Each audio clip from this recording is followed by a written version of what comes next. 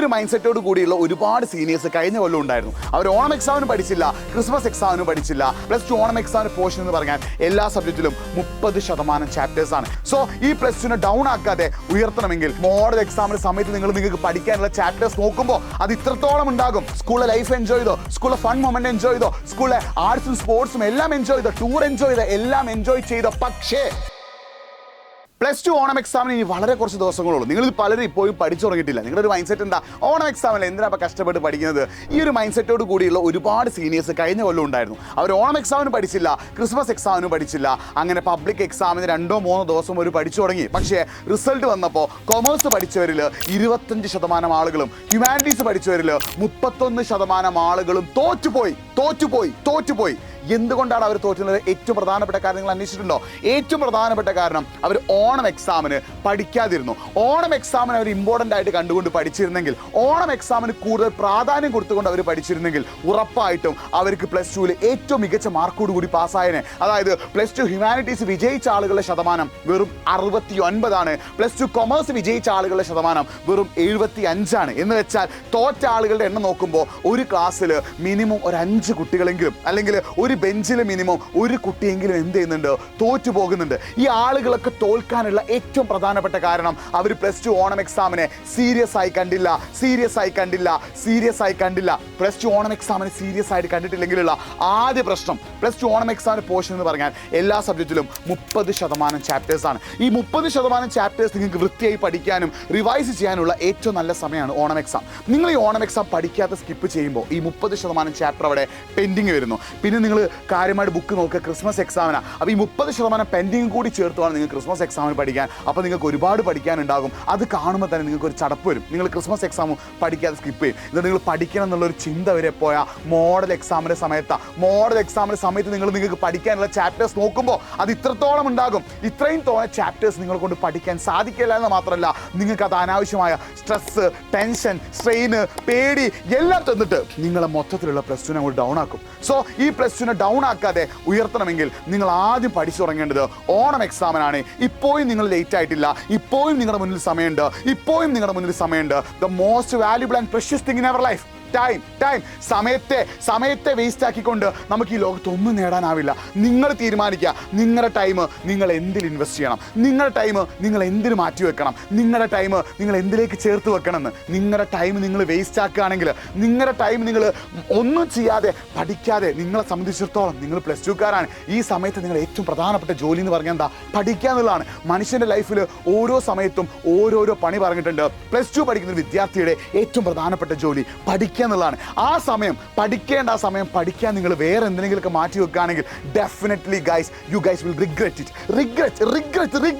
ആ റിഗ്രറ്റ് നിങ്ങളുടെ മനസ്സിലേക്ക് വരും. ആ റിഗ്രറ്റ് മനസ്സിലേക്ക് വന്നാണ്ടല്ലോ, അത് ലൈഫ് ലോങ് നമ്മുടെ കൂടെ ഉണ്ടാവും. സോ നിങ്ങളുടെ ഭാവിയിൽ നിങ്ങൾക്ക് വരാൻ പോകുന്ന റിഗ്രറ്റിൽ ഏറ്റവും പ്രധാനപ്പെട്ട റിഗ്രറ്റ് എന്തായിരിക്കും? +2 ഒന്നുകൂടി നന്നായിട്ട് പഠിച്ചിരുന്നെങ്കിൽ, +2 കുറച്ചുകൂടി മാർക്ക് ഉണ്ടായിരുന്നെങ്കിൽ, +2 കുറച്ചും കൂടി മാർക്ക് ഉണ്ടെങ്കിൽ എനിക്ക് ഡിഗ്രിക്ക് നല്ല കോളേജിൽ അഡ്മിഷൻ കിട്ടിയേനെ, എനിക്ക് ഇഷ്ടമുള്ള കോഴ്സ് എടുക്കാൻ പറ്റിയേനെ, എനിക്ക് ഇഷ്ടമുള്ള യൂണിവേഴ്സിറ്റി പോയി പഠിക്കാൻ പറ്റിയേനെ ഒരു ചിന്ത നിങ്ങളുടെ മനസ്സിലേക്ക് വരും.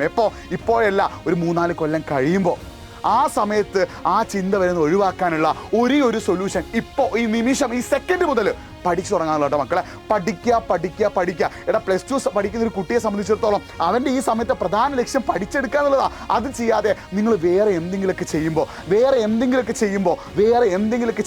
നിങ്ങളുടെ ഏറ്റവും വില പിടിച്ച ടൈം, ഏറ്റവും വാല്യുബിൾ ആയിട്ട് ടൈം, ഏറ്റവും കൂടുതൽ മൂല്യം കൊടുക്കേണ്ട ടൈം നിങ്ങൾ വേസ്റ്റ് ആക്കി കളയാണ്. നിങ്ങൾ വേറെ ഒന്നിനു വേണ്ടി ചിലവഴിക്കുകയാണ്. എന്ന് വെച്ചിട്ട് നിങ്ങൾ ഫുൾ ടൈം പഠിക്കാമെന്ന് നമ്മൾ പറയുന്നില്ല. നിങ്ങൾ ഏതൊരാളുടെ ക്ലാസ് കേൾക്കുകയാണെങ്കിലും, ഏതൊരു സ്റ്റഡി കേൾക്കുകയാണെങ്കിലും ഒരിക്കലും നിങ്ങളോട് ഫുൾ ടൈം പഠിക്കാൻ പറയുന്നില്ല. ഞാൻ നിങ്ങളോട് പറയുന്നത് വീക്കിലി 5 ഡേയ്സ്, ആഴ്ചയിൽ 5 ദിവസം 3 മണിക്കൂർ നിങ്ങൾ ഇൻവെസ്റ്റ് ചെയ്യാൻ തയ്യാറാണെങ്കിൽ, പഠനത്തിൽ ഇൻവെസ്റ്റ് ചെയ്യാൻ തയ്യാറാണെങ്കിൽ definitely you guys will get A better mark in +2, A full mark in +2, A full A+ in +2. അത് നിങ്ങൾക്ക് കിട്ടണമെങ്കിൽ വീക്കിലി 5 ഡേയ്സ് ഡെയിലി 3 hours വെച്ച് നിങ്ങൾ എന്ത് ചെയ്യണം? ഇൻവെസ്റ്റ് ചെയ്യാൻ തയ്യാറാണ്.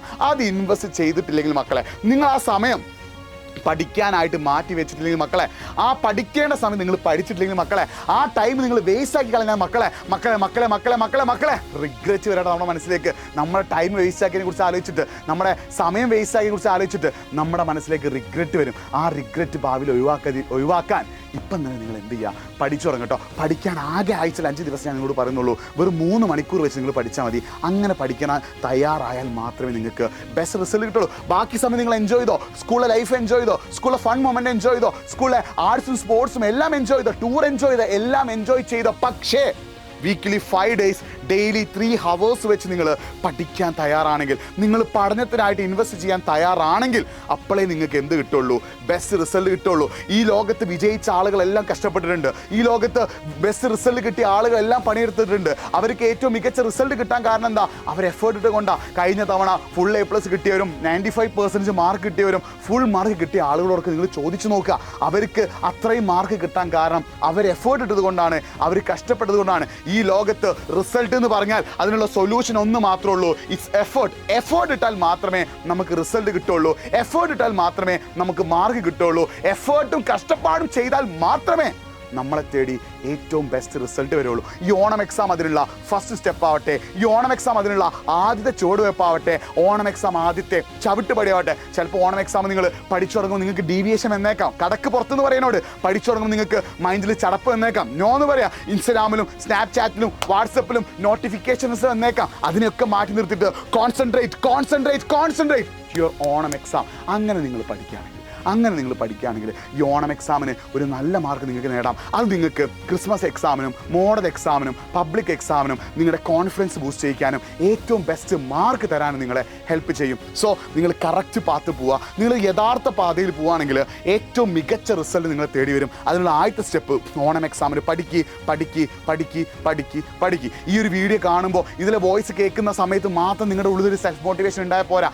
നിങ്ങളുടെ ഉള്ളിലെ മോട്ടിവേഷൻ നിങ്ങൾ കെടാതെ അതിനെപ്പോഴും നിങ്ങൾ എന്ത് ചെയ്യണം, നിലനിർത്തി കൊണ്ടുപോകണം. നിങ്ങളെ പഠനത്തിന് പിൻവലിക്കാൻ ഒരുപാട് ആളുകളുണ്ടാവും. പഠിക്കുന്നതിന് പിന്നോട്ടേക്ക് വലിക്കാൻ ഒരുപാട് സാധനങ്ങളുണ്ടാവും. അതിനെയൊക്കെ മാറ്റി നിർത്തിയിട്ട് concentrate on your studies, concentrate on goal. Your goal എന്താ? ഓണം എക്സാം മാത്രമല്ല, Christmas exam, model exam, public എക്സാമും എല്ലാത്തിലും മികച്ച മാർക്ക് നേടണം. ആ ഒരു ഗോൾ സെറ്റ് ചെയ്തിട്ട് അതിനുവേണ്ടി വർക്ക് ചെയ്യാൻ തയ്യാറാണെങ്കിൽ മക്കളെ ഡെഫിനറ്റ്ലി